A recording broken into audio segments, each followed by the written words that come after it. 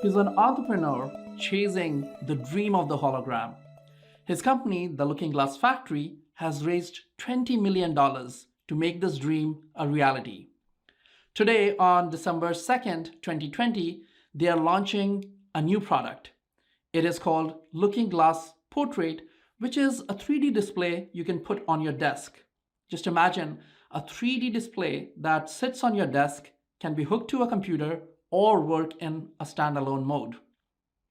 Without further ado, let's welcome Shawn Frayne and learn about this amazing technology and the promise of 3D displays. Welcome, Shawn. It's a pleasure to have you on the show. And I'm so glad that an entrepreneur of your caliber has come to our show. And this is a completely different company, a very unique company, in my opinion, that you run. So I'm so glad to have you on the show. Yeah, well, thank you so much for having me. I'm excited to chat with you today. Great. So let's start with your background a little bit. It's very interesting because you started as an undergrad in physics, and then you decided to do these wonderful things. How does that work? You did your undergrad in physics from MIT, and then you gradually, now you are the head of AR/VR company. That's the general term for people in this field, right? So tell us a little bit about that journey, how you went from being a student in physics to becoming, leading this team of an AR/VR company. Sure. I mean, we hope it's going to be AR/VR holograms soon. Sort of the three legs of what comes after flat media and flat interfaces that we're using now to have this conversation.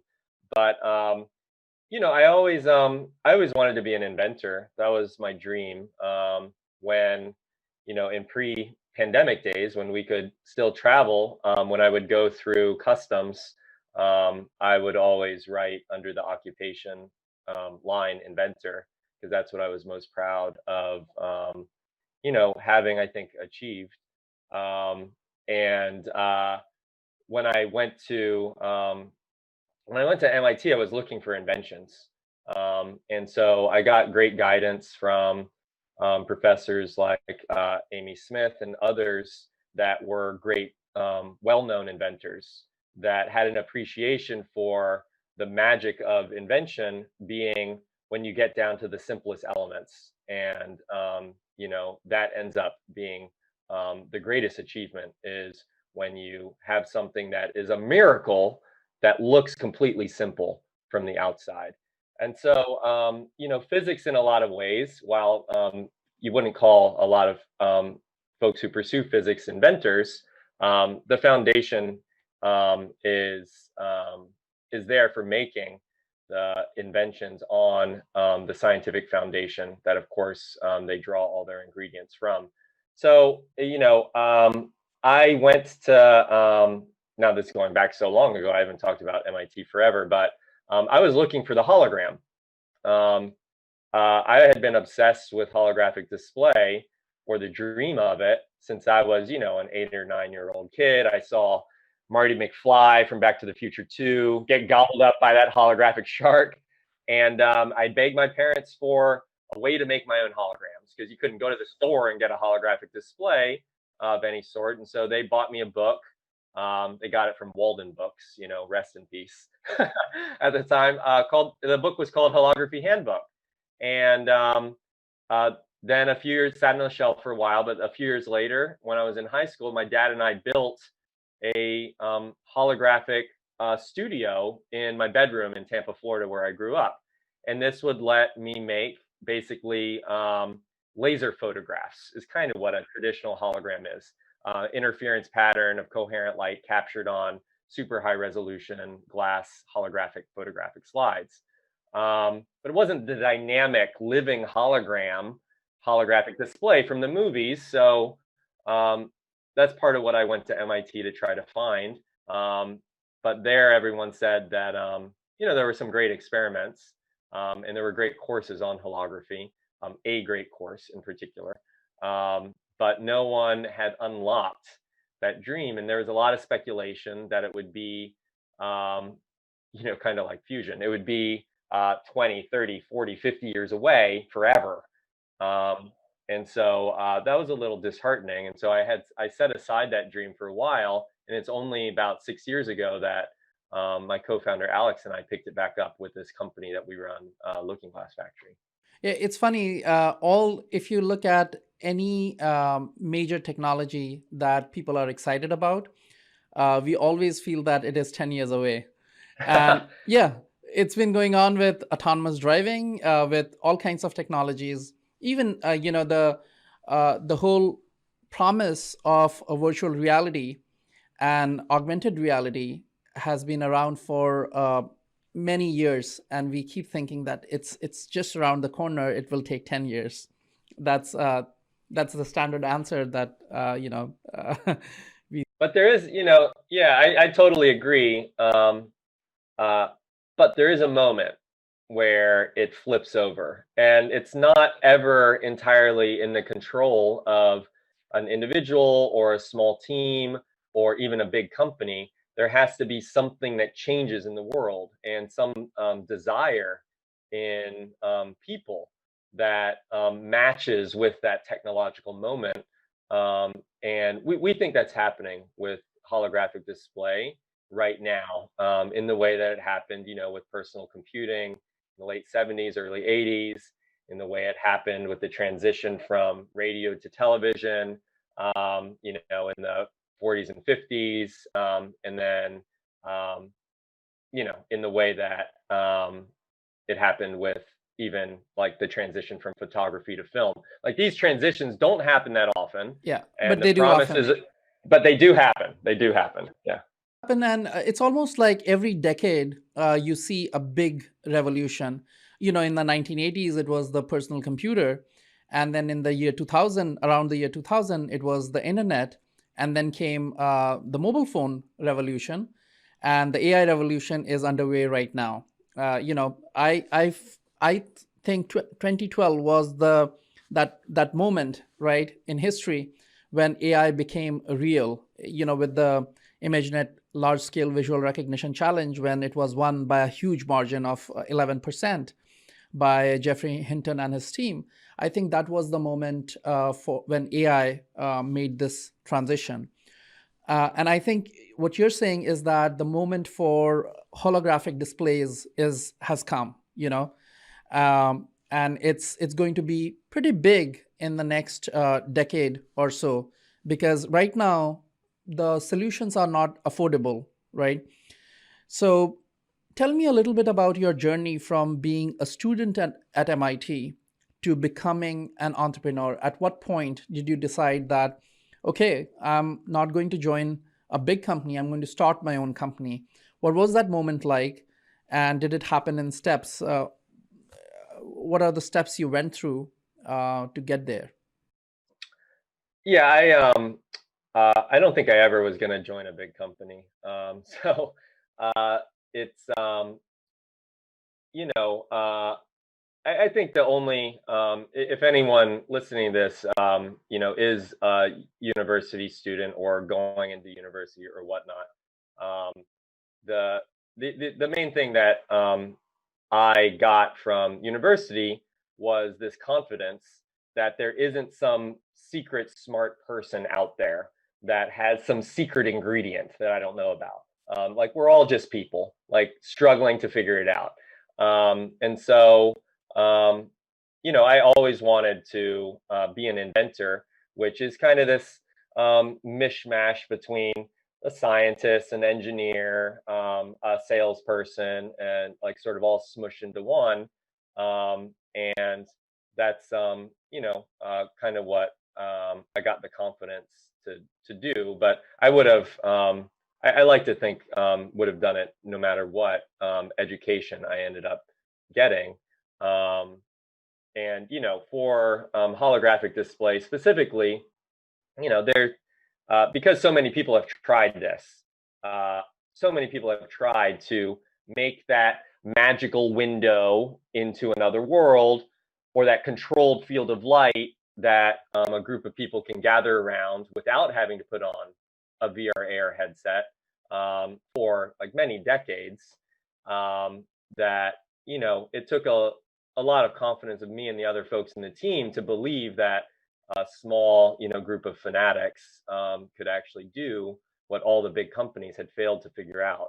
But that is what we think we've done. Yeah, actually, that's pretty much always true. The big companies do not want to invest time and energy into something that they are not very sure about, and it's always up to people like us to jump in and create that market. And of course, they can come in and acquire these companies later on. That is much cheaper for them, because big companies innovation is hard. They have to also follow all those rules that make it difficult for their own employees to innovate fast.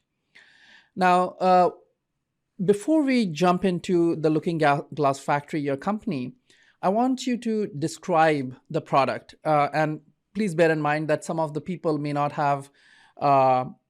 be watching this on YouTube. They might be actually listening to them to the podcast.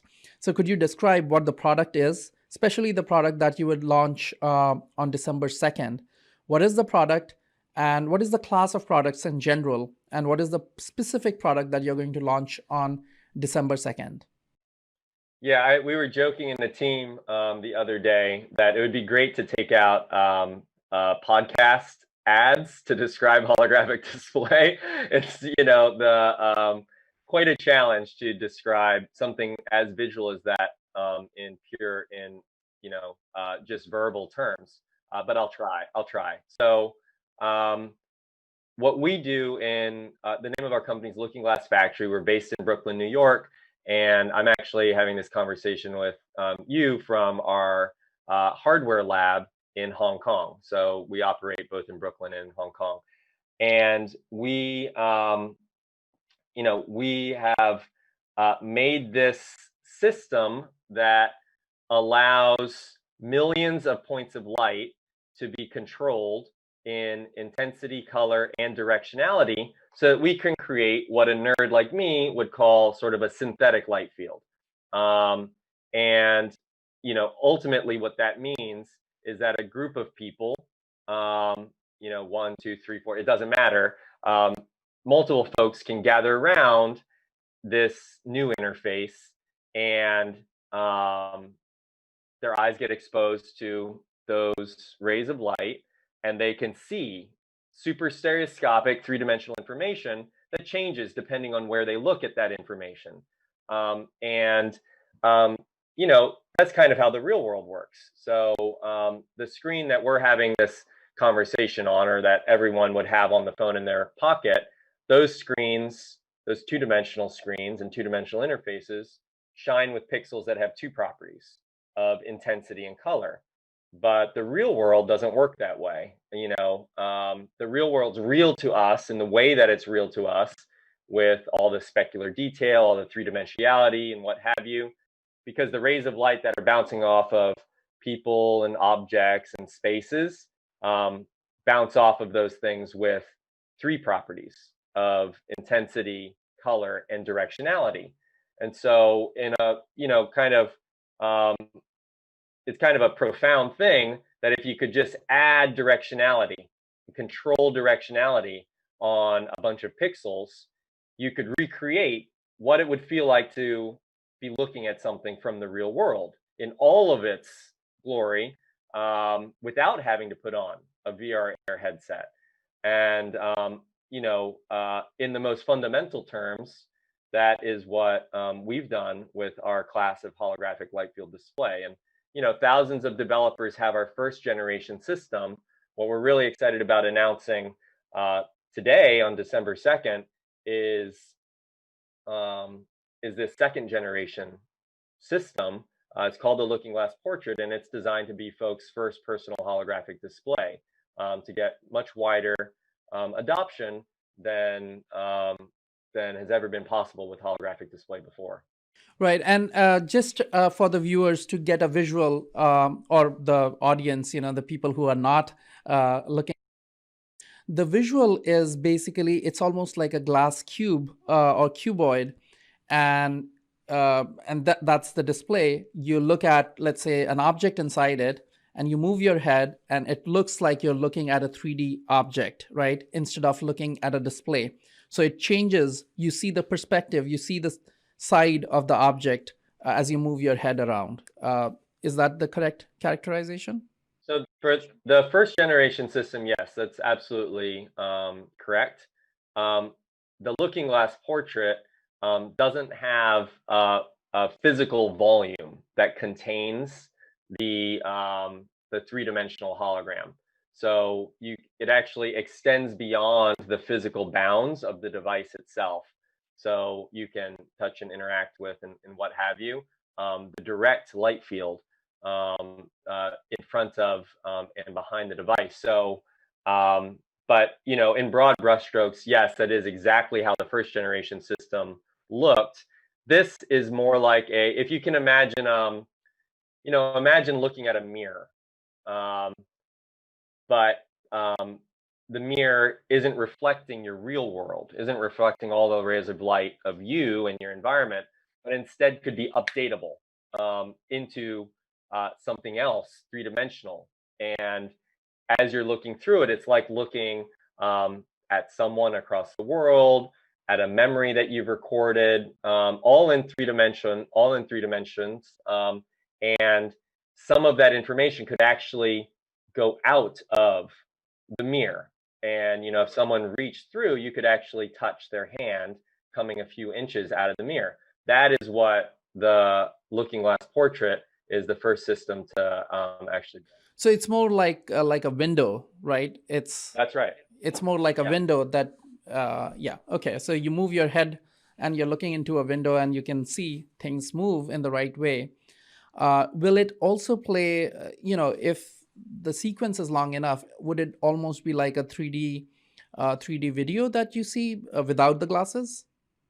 So our displays are real time. So meaning, and all the software stack that powers them, it's a real time software stack. So um, you can display both static information, of course. So you could take a photograph with some of the newer phones that has depth information in it when you snap like a portrait photo, for instance, or you could use a stereo camera like the OD or other things, other capture technologies like that.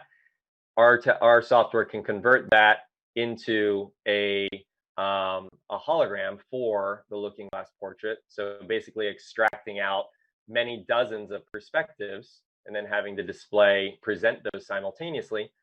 And also it can do real-time information. So you could have something that was an app that was developed in Unity and be able to interact with that app in real time, because that light field, all of those different perspectives of the three-dimensional scene, they can be updated every 60th of a second.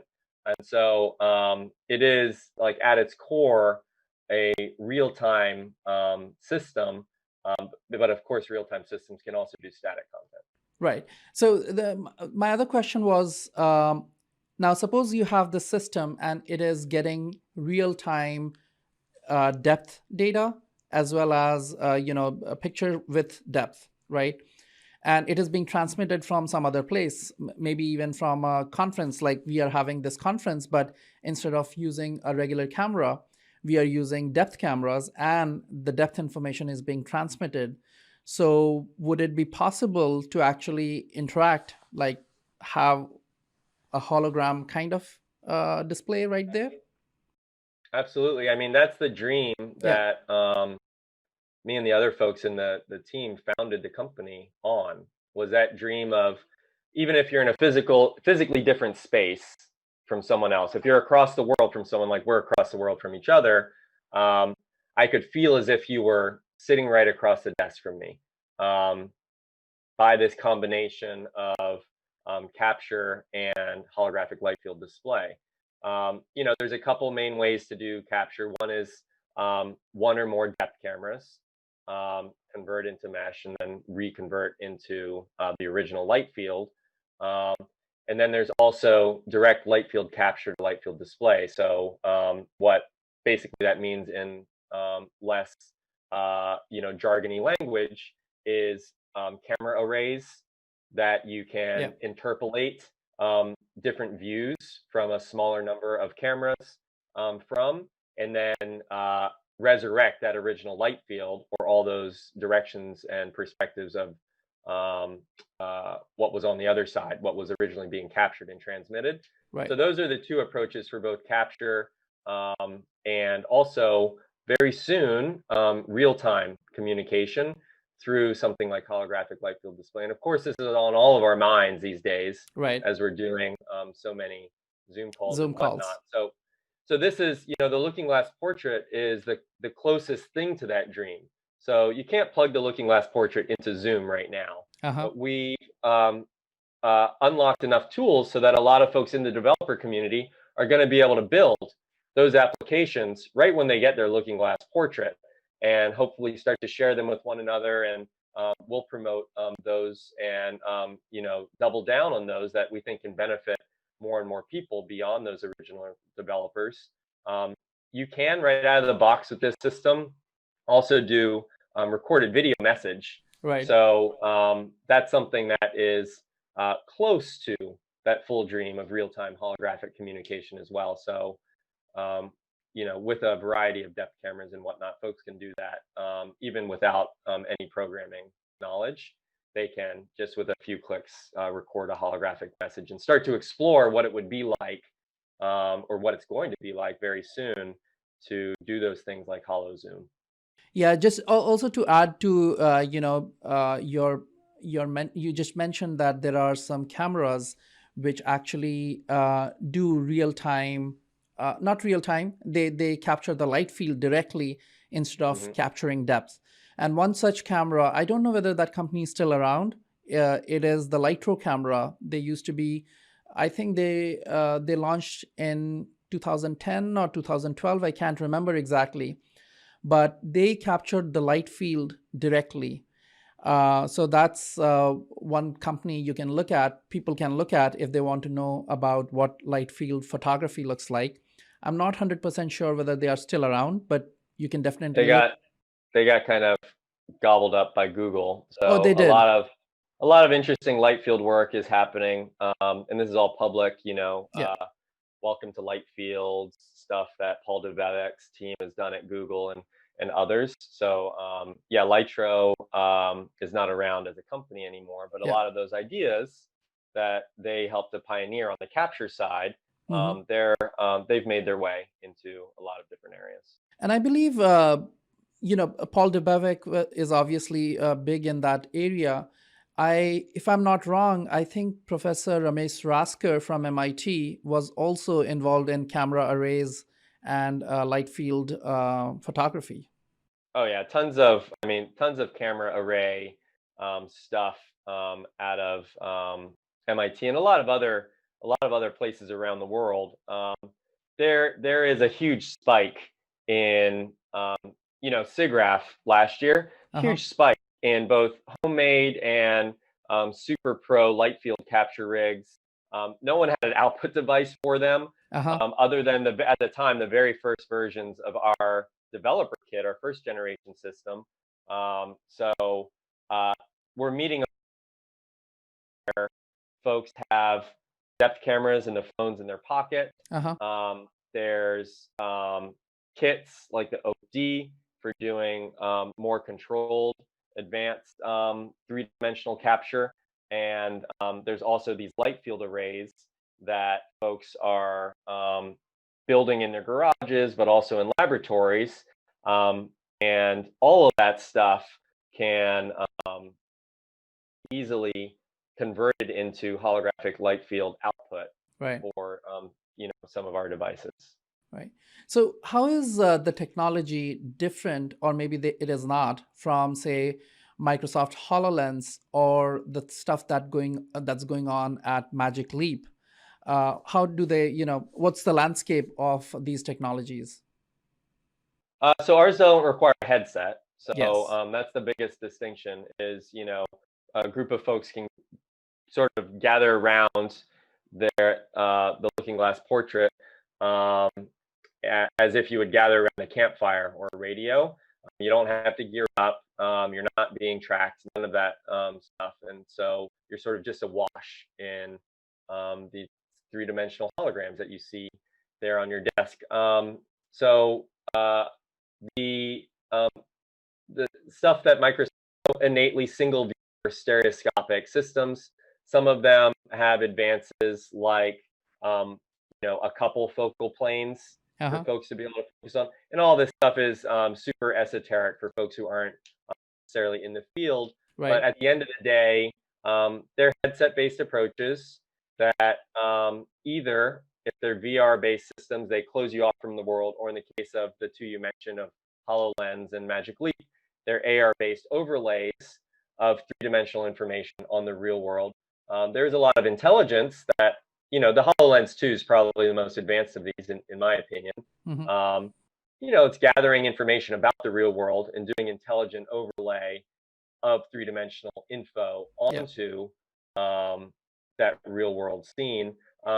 But there's still systems that you have to gear up for. So we see actually the future of next generation interfaces that's starting now and will really define how we communicate and create over the next 20 or 30 years, as being a combination of, you know, VR and AR based headset systems, and then also these non-headset based holographic light field displays. And those three things kind of are the three legs of the stool, if you Right. will, that are going to be the answer to what comes after flat media, Yeah. and ultimately let us connect with one another and connect with three-dimensional information and what have you in a way that is much more real, like interacting with real people or interacting with an object in Hmm. the real world. With a lot of these head-mounted displays, it's not possible to work with them or wear them for long periods of time. Is it the same with your product? I mean, do the eyes get fatigued or not so much? Or Uh, yeah, go ahead. Yeah, so we've been very careful in the design of our systems to not cause any eye fatigue. And we have thousands of first generation units out there, and folks can see how folks in the community have commented and used them. There's just no mention of that really at all. Um, so we're maintaining that with all of that. That's a core principle in our development is holographic light field display has to be as comfortable to use as two-dimensional displays. Right. And I guess if you use a two-dimensional display, if you're working, after 10 Zoom calls, I don't really want to look at my 2D display anymore. Yeah. But same level of same feeling with our holographic light field displays. And we think that's necessary Yep. for something that becomes just a core part of our daily life. And hopefully in 10 years, we're not even having a conversation about holographic light field display being this new technology. Yeah. It'll be just obvious that if you're doing something in 3D, which at the time will just be like, oh, we're communicating, Right. we're creating something, we're creating a part, and Yeah. even the in 3D part won't have to be appended there. That you'll just be expected to use a holographic light field display like the Looking Glass, and others surely, Right. um, for it. Just like I'm not talking with you on a color computer. Yeah. It Right. becomes sort of a given that, yeah, that's how Right. I'm going to do it. And so that's how it's going to be for holographic light field display in 5 or 10 years, we think. That's very interesting. Now, can you explain a little bit, in almost layman's language, how does the technology work behind it? Uh, yeah, just the technical nitty gritty of it. And we know until now you have told that it's displaying the light field, and a light field is essentially the intensity, the color, and the direction associated with that object, right? The pixel is not really a pixel, but it has a few things associated with it. Yeah, so if you think about looking at an image on your phone or on a laptop screen, um, that's presenting a single perspective of the world to Mm-hmm. you, and that's why it's flat. Um, and then if you go one level up and you think about if any of the listeners have used a VR AR headset, you're presented with two views or two perspectives or two images of the world simultaneously. Um, and that means one person can see something three-dimensional. Um, then what we do is we present dozens, so actually between 45 to 100 different perspectives of a three-dimensional scene simultaneously. Um, so each perspective is sort of projected out into space Mm-hmm. every degree or so. Um, and that sort of fans out all of the different perspectives of uh, a dynamic or static or interactive, what have you, three-dimensional scene. And as you look around, your eyes are getting washed in different stereoscopic views of that scene. And that third one is how the real world works as well. And that's Yeah. why when you look at something through a holographic field display like a looking glass, it feels like you're looking at a real thing Mm-hmm. because it's representing synthetic content or Mm-hmm. captured real world content in the same way that stuff is represented in the real world. Right. So is it the material property of the display which ensures that, the light it's a hologram, right? So it's the material of the display that is making sure that you are presented with those views correctly. There Yeah. is no So tracking of the eyes or the tracking of the face going on. Is that correct? yeah, there's we make some custom optics. There's a lens array and some other stuff for filtering and whatnot.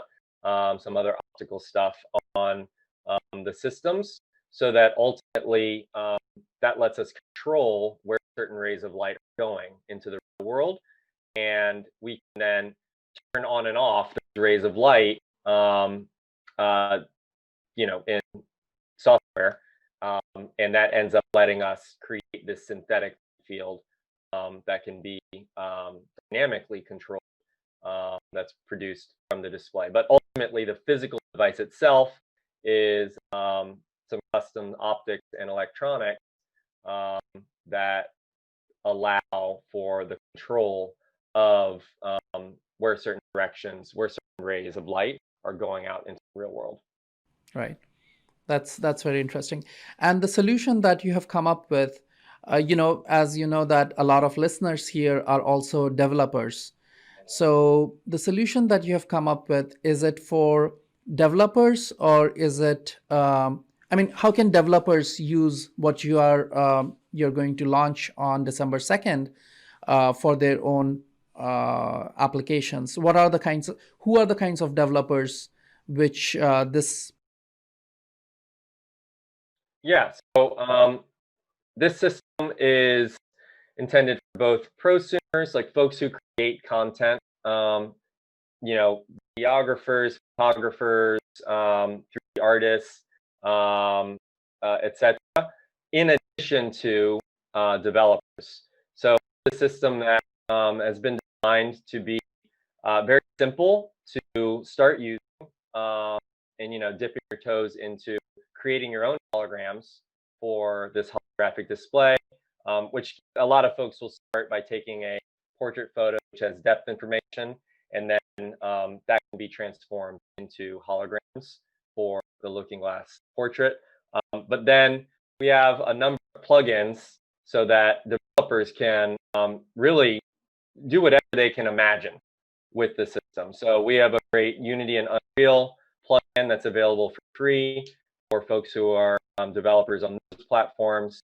And for folks who want to go one level deeper, if someone's designing something special, OpenGL or Metal or what have you, we have a sort of okay, so that was great. That it is not only for developers, but there's great stuff for developers as well. But people who have no experience with programming, they can also enjoy this product, right? It is for absolutely. consumers. So if somebody buys this product, where do they get the content for this product from? Is there what kind of users would use this product? Yeah, we think of it as sort of prosumers. So folks who either are professional consumers or producer consumers, folks who are making some content on their own, uh, especially if they touch 3D land in some way. So it's a lot of folks who would use, who are 3D designers using things like Blender or Maya or ZBrush, folks who maybe know what depth cameras are, like the Azure Connect or RealSense or OakD, folks who bought one of the new iPhone 12 Pros because it has LiDAR and they were curious about doing scanning Ah, with it. So all of these folks who touch 3D land in some way, and we estimate there are tens of millions of folks like this right now, they can immediately start to create their own holograms for the Looking Glass portrait. So this is a primarily user-generated content system. So you can, like an easy example is, as I mentioned, if you take a single portrait mode photograph with a lot of the newer phones, that portrait mode photograph captures depth. There's a depth map that's hiding behind the color photograph, right. and we can take that depth map. Our software takes that depth map and then extracts out a number of different perspectives. We can do advanced techniques like infill some of the information that's missing from that single point of view capture, so Uh-huh. that the result is a really high quality holographic representation of whatever you photographed with that portrait mode photo. So, um, it's still one step away from holographic display being something in everybody's home. So this is definitely for folks who are on the leading edge, both on the prosumer and developer sort of side of things. But we've made it easy enough to use that you absolutely don't need to be a programmer to start to use this system. But if you are, um, you can push the system to its limits. Right.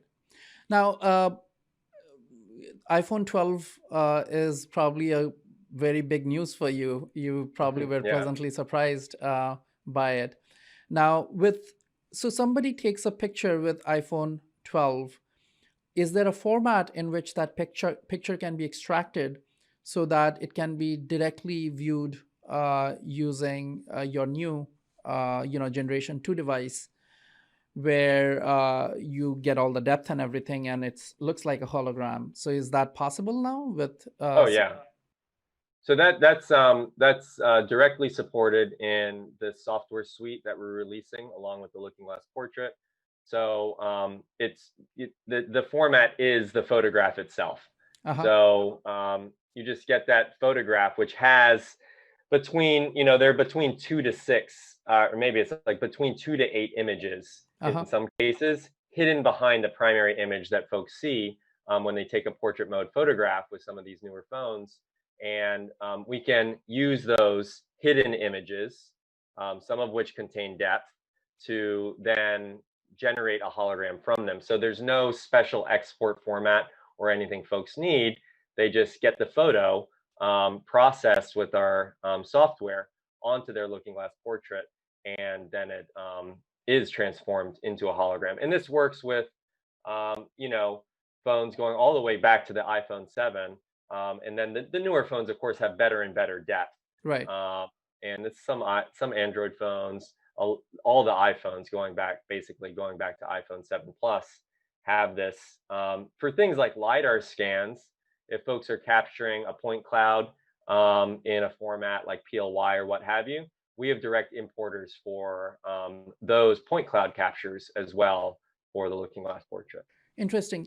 But the images that come out of the iPhones, uh, they could be JPEG images, right? Are you saying that the metadata, maybe in EXIF or someplace, they are storing the information about the depth also, that enables you to use those pictures directly on your device? Yep. Yep. So, and Oh, if folks are, if folks are curious, if anyone is sort of hacking around with this stuff and curious to see for themselves, you can send yourself a portrait photo and then use EXIF tool or something like that, and you'll find these magical images that are hidden behind that original photograph. So yeah, absolutely. These The images are images, all there. they are with EXIF tool, for example. They are how are they encoded? These images. How do I extract this image out of the original file, the original JPEG file?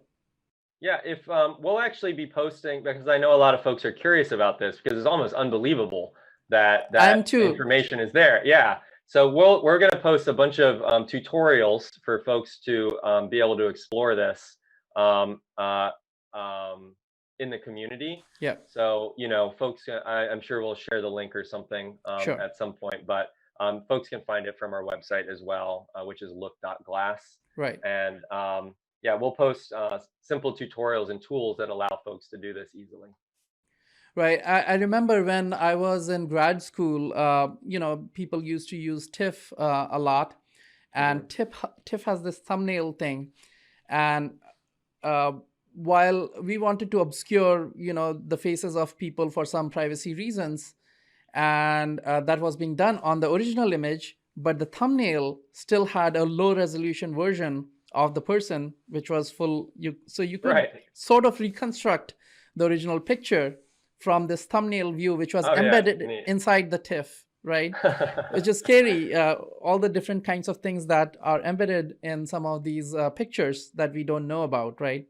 Well, a lot of the new photos taken with like the iPhone 12, for instance, the format is kind of similar to a video. So all of those different frames are almost like a video, and that's how they get higher compression levels and things of that sort. Yeah. So that allows a pretty small, reasonably small file to contain this additional. It's not only depth information, so there's a depth map, but sometimes if the phone ended up detecting that it's a person's face, it'll have the outline of where their mouth is and their eyes and all sorts of crazy stuff like that. Yeah. That's news to me. I have not looked at these things in a while, so I'm Yeah, actually it's surprised pretty neat.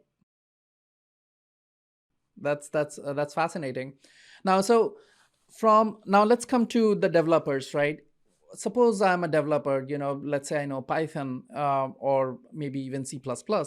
What is the minimum requirement for a developer to be able to do something with the device? Can they be just a Python programmer and get started with this thing? Can they create something with it? Or they need some other language to develop for this device? Yeah, so our Unity. If someone's a Unity developer and they're doing something in C++ or JavaScript or what have you, then they'll be able to get started in a few minutes. Yeah. And if somebody wants to do something at a different level, it's likely that they can find the tools that they need through this HoloPlay Core SDK that we've made available. And there's a post that's on our site that describes all of the advantages that someone can get there. Of course, there's stuff. So, someone just posted in our community a cool hack the other day where he got an iPad or an iPhone directly controlling his first generation Looking Glass. And he was using a combination of a number of different tools, number of different programming languages in order to unlock that. Yeah. So in a lot of ways, like folks can view the Looking Glass portrait as an output device if they're programming, if they're creating a new application or tying into a certain 3D rendering context. And we've tried to make as many tools as possible available to the developer community so they can do almost anything that they desire with the system. There may be some things that we've missed, but so far we've tried to provide support, even niche support, wherever we can. Great. Great. And you already have a developer community for your Gen 1 device, right? So I'm guessing that you'll provide the same level of support for the Generation 2 one as well. Oh, even more support. So, as we get more units out there, that lets us, as a company, a small company, we're a few dozen people. It allows us to give even more support to the folks who are building those next generation applications on top of this platform. Of course, there's stuff that folks can do right out of the box. Yeah. All the things that we've been talking about with photographs and holographic messages, video messages, and what have you. But there's hundreds or thousands of additional holographic applications or apps that we imagine folks could build on top of this platform. And so more units out there lets us give more support, not less. That's great. And how does it work? Like, do you plug it into your computer? Is there a demand on the operating system? Which operating systems it works with? So it's a great question. So this is the first system ever, not only just that we're producing, but the first holographic display system of any sort that operates with two modes. So there's the sort of standard desktop mode.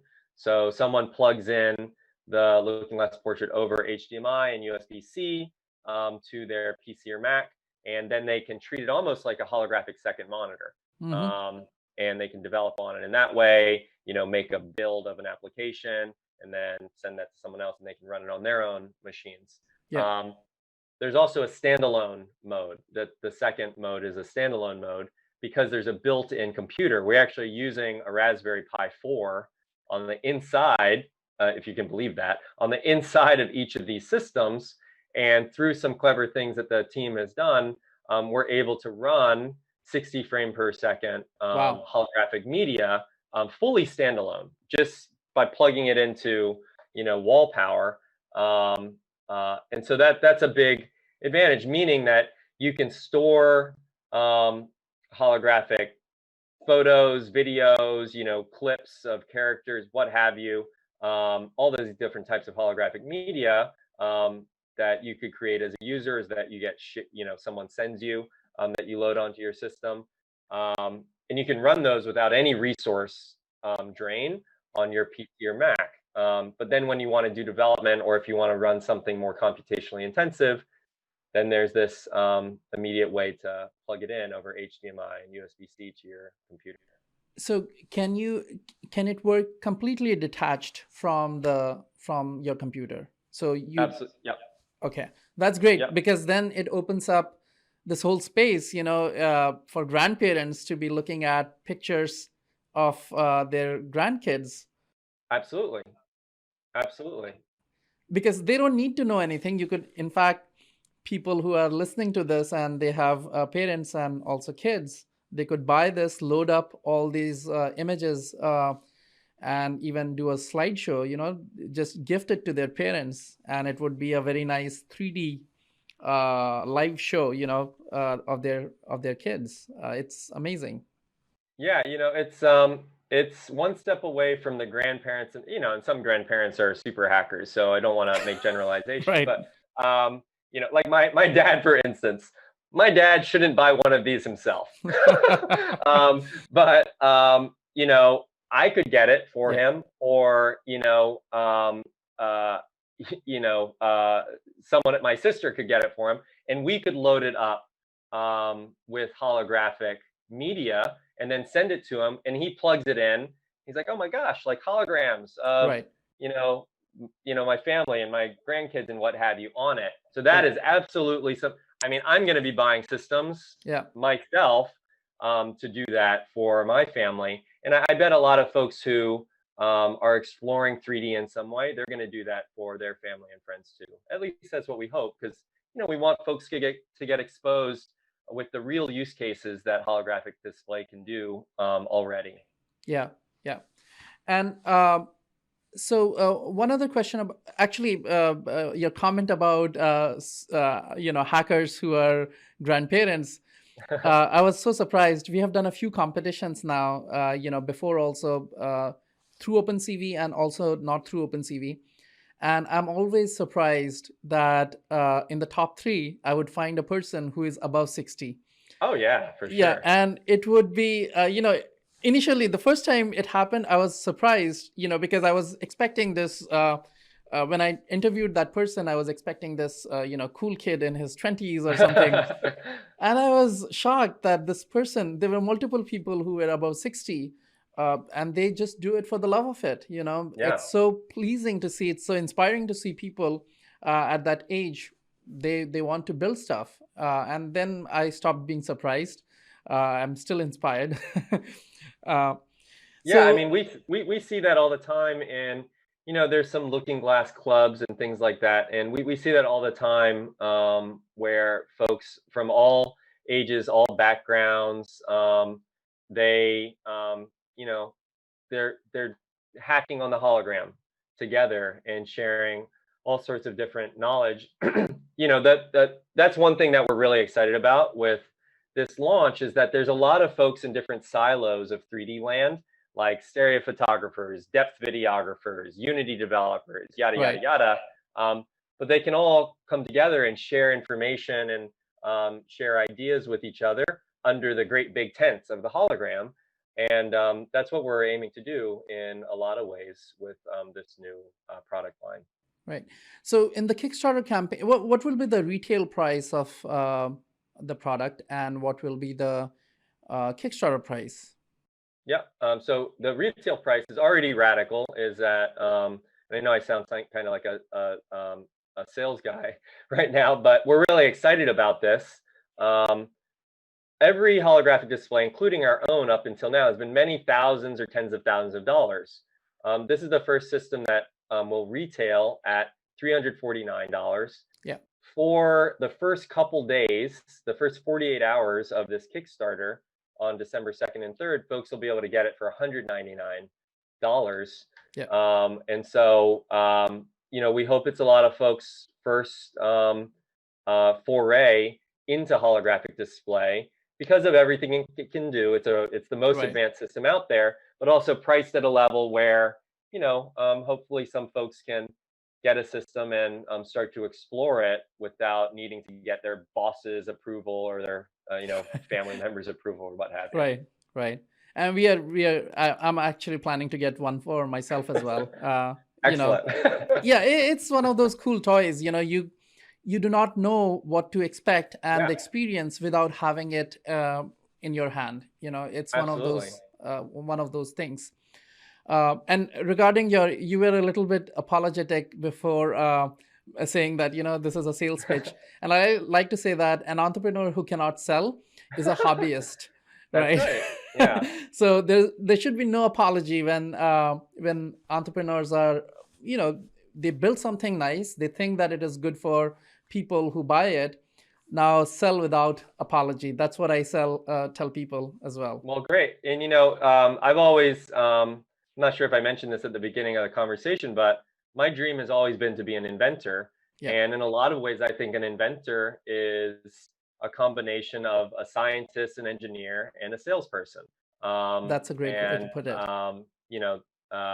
hopefully, other folks out there who are listening, if there's anyone who's thinking about doing it, they imbibe your advice on that as well. Because I think a lot of times there is this shyness about selling something that you're proud of. Yeah. But as you say, they really should. I have this personal story. One of my friends, he pushed me to do courses.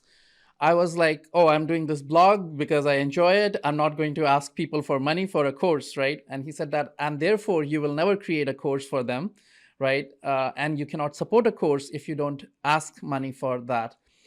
And it was so uncomfortable for me. The very first thing we did was we created it was called Computer Vision for Faces. 2 or 3 years back, we created that course. And it was so uncomfortable for me. And it was even more uncomfortable when we did a pre-sale. The course was not ready. And I clearly mentioned it to people that, look, the course is not ready. Uh-huh. But if you pay, we will be able to create this course. And we ended up raising about $63,000, right? Cool. From it was not even Kickstarter campaign. It was on our website.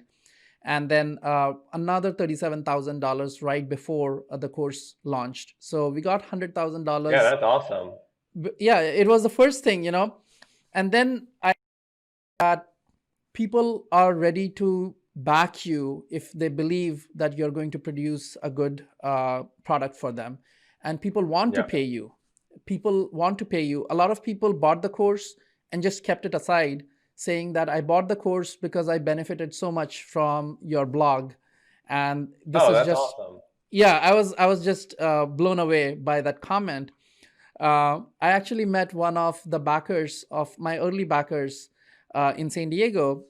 He was visiting from Italy, I think, and uh, I thought that he was just looking for some free consulting advice or something. But he said that because he said, "Oh, I bought your course. I would like to meet you. I'll be in San Diego," and I said, "Okay, fine. I mean, I'll meet you." And then we talked. We talked about for about two hours. We had coffee together. Never once he mentioned about any work related stuff. We talked about everything Uh-huh. else other than work. And he said that he just wanted to meet me because he's been following the blog and things like that. And That's cool. yeah. So I was really grateful for that experience. Nowadays it becomes very difficult. The schedule is really tight, but at that time Yeah. I could meet people. Um, Now the we are pretty hitting the 1 hour mark already, I think. So I wanted to ask you, what was your inspiration behind creating this company, and how did you go about funding it? Did you bootstrap it in the beginning? Did you raise VC money? And what was your thought process? I have been in both boats. I have created the first company, uh, was a VC backed company, but after that, all the companies that have created, they have not raised any VC money, right? That doesn't mean that I will never raise VC money, but I have my philosophy about that, very concrete philosophy about that now. So I want to hear about your opinion of how did you start, and when did you decide to raise capital, and are there other kinds of capital that you raised which was not venture capital based? Yeah, I've done this both ways. So Looking Glass Factory, our company is a VC-backed company. We do make money on what we sell. So I like to think that the VC money is augmenting what we are able to get by delivering products to folks that we think a lot of them love. Um, but I've done it the other way as well, where I was just an independent inventor or working with a small number of folks, and we would license technology. So I've licensed intellectual property before and helped the big companies that we license to bring that to market. And in other cases, would just produce a new product off savings entirely and see how that sticks. So for Looking Glass Factory, which is now a little over 6 years old, we started through bootstrapping, and it was because nobody at the time believed that holographic display was possible. Right. So Well, six I years back, couldn't. it was a different landscape. Now things Well, are, yeah. at the time, everything was all AR, VR. Oculus had come out, like they were about to get sold to Facebook around that time, and there was chatter about this company called Magic Leap. Stuff like that was happening, and so there was this big brain drain from the pursuit of the dream of the headset-free holographic display, which had been sort of the main sci-fi dream of what would come after two-dimensional media and Right. two-dimensional displays. But everyone was going at the time to headset basics, so nobody would really listen to a crazy guy like me talk about holographic display. So we needed to prove it in a few Right. steps. So we made a static version, basically, of our display. We called them volumetric prints. So the team this new technology to 3D printing at the time. So we thought, oh, wouldn't it be cool if you had a way to print things that were unprintable? Yeah. And so we made that technology, and we sold um, think we sold thousands of those volumetric prints, and we made decent margin on each of those, and that fueled the next step, which Right. was an interactive, very basic 3D LED cube. So sort of like the lowest resolution volumetric display or holographic display you can imagine. But then we sold, like $1 million worth of those product, which we could make in small batches of 100 or 200 units each because we were laser cutting stuff, didn't need tooling, yada, yada, yada. And then we were able to secure some angel investment money, and then secured our first institutional VC investment, off of basically proving that we were scrappy enough to sell products with margins built in, use that to fuel additional R&D, and also we had prototypes of what the next generation system could look like. So I actually remember pitching to somebody who ended up investing in our company, and I really applaud these folks, these investors who ended up having the vision for what was to come based on these now like pretty bad looking prototypes that we ended up pitching them with. But I had a little took the connect. My partner Alex, my co-founder Alex, made a recording app for sort of the first generation Connect cameras, and I recorded my kids running around the house, like opening the refrigerator, and then showed that in this little tiny prototype system that a guy in our lab, Alvin, had figured out the key to making right before we needed to do this pitch. And that prototype demo with the idea that one day you could have your kids as holographic memories inside, combined with the fact that we were already selling some product, even though it was only a fraction of the dream that we were aiming towards, that ended up, I think, getting folks over the believability hump that holographic display could possibly come to pass, and that our little company might be able to beat out the giants to do it. Right. So that's great. So you literally took money to scale, not to really build the product, right? You had some working prototypes when you approached the VCs. You had done a lot of groundwork already, and even raised, sold some products. Yeah, it definitely fueled a good amount of R&D. Yeah. So we always use all of our profits for additional R&D. So this let us accelerate to do on relative. So we've raised around $20 million in VC capital at this point. Right. And that has let us push the limits of what's possible with holographic display. A lot of folks told me when we started on this adventure 6 years ago that it would take hundreds of millions, maybe $1 billion to end up doing this, but that's not not usually how these things go. The Amazons and Microsofts and Xeroxes of the world, they actually are a lot scrappier than I think folks remember, and they end up raising just enough to get that product to market, and then I think that certainly keeps us hungry for landing the product, and we're not cruising on the fat of VC money by any means. Right. And just to people may not realize what you have accomplished with 20 million in VC funding is, if you look at companies like a company like Magic Leap, they started, their initial vision was not a head-mounted display. They started with the vision of having a holographic kind of display that people could experience in the real world without having to have any kind of head-mounted display. They raised more than $1 billion, right, in VC capital, as well as from Google and other places. And in the end, they settled for a head-mounted display. I think they really settled for it, right? They did not go for this kind of display that you guys came up with.